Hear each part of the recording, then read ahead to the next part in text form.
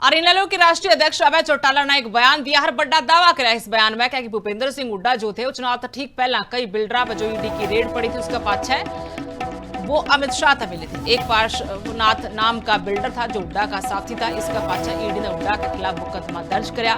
पहली बार ऐसा होया कि ईडी ने मुकदमा दर्ज कराया। मुकदमा के बाद आरोपी ने पकड़कर छोड़ दिया।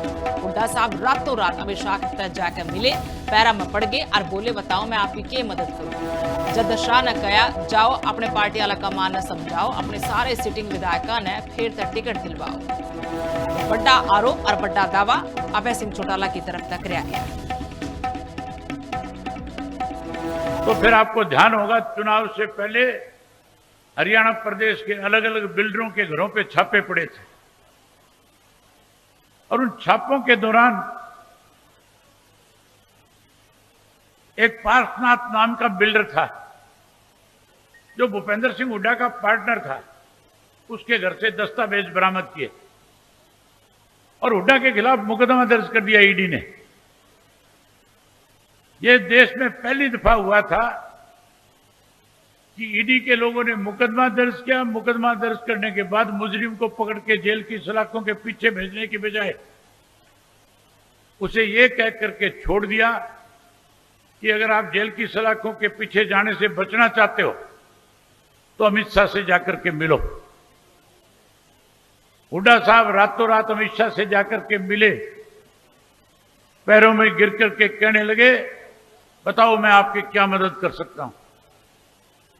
अमित शाह ने कहा कि जाओ अपने आका को समझाओ और जो 30 तुम्हारे सिटिंग एमएलए हैं इन 30 की 30 टिकट अनाउंस करा करके आओ। हुड्डा उसी रात राहुल गांधी से मिला और कहने लगा मेरे पास इस तरह की सूचनाएं आ रही है, अगर जल्दी हमने इन 30 के 30 की टिकट की अनाउंसमेंट नहीं करी इनमें आधे से ज्यादा लोग पार्टी छोड़ करके भाग जाएंगे, भगदड़ मच जाएगी। जैसे ही 30 टिकटों का अनाउंसमेंट हुआ कांग्रेस का, किस तरीके से बीजेपी की और इनेलो के राष्ट्रीय अध्यक्ष अभय चौटाला ने एक बयान दिया। हर बड़ा दावा कराया इस बयान में कि भूपेंद्र सिंह हुड्डा जो थे चुनाव तो ठीक पहला कई बिल्डरा पर जो ईडी की रेड पड़ी थी उसका पाछा वो अमित शाह था मिले थे। एक पार्श्वनाथ नाम का बिल्डर था जो हुड्डा का साथी था। इसका पाछा ईडी ने हुड्डा के खिलाफ मुकदमा दर्ज कराया। पहली बार ऐसा होया कि ईडी ने मुकदमा दर्ज कराया। मुकदमा के बाद आरोपी ने पकड़कर छोड़ दिया। हुड्डा साहब रातों रात अमित शाह के तहत जाकर मिले, पैरा में पड़ गए और बोले बताओ मैं आपकी क्या मदद करूं। जद शाह ने कहा जाओ अपने पार्टी वाला कमान ने समझाओ, अपने सारे सिटिंग विधायकों ने फिर तक टिकट दिलवाओ। बड़ा आरोप और बड़ा दावा अभय सिंह चौटाला की तरफ तक कराया गया। तो फिर आपको ध्यान होगा चुनाव से पहले हरियाणा प्रदेश के अलग अलग बिल्डरों के घरों पे छापे पड़े थे और उन छापों के दौरान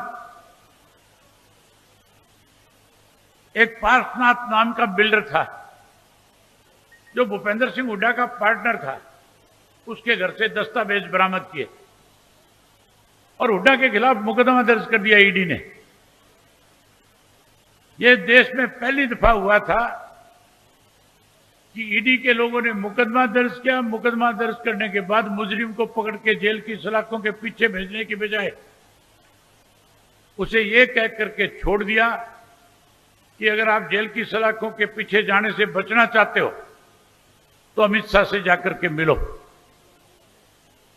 हुड्डा साहब रातों रात अमित शाह से जाकर के मिले, पैरों में गिर करके कहने लगे बताओ मैं आपकी क्या मदद कर सकता हूं।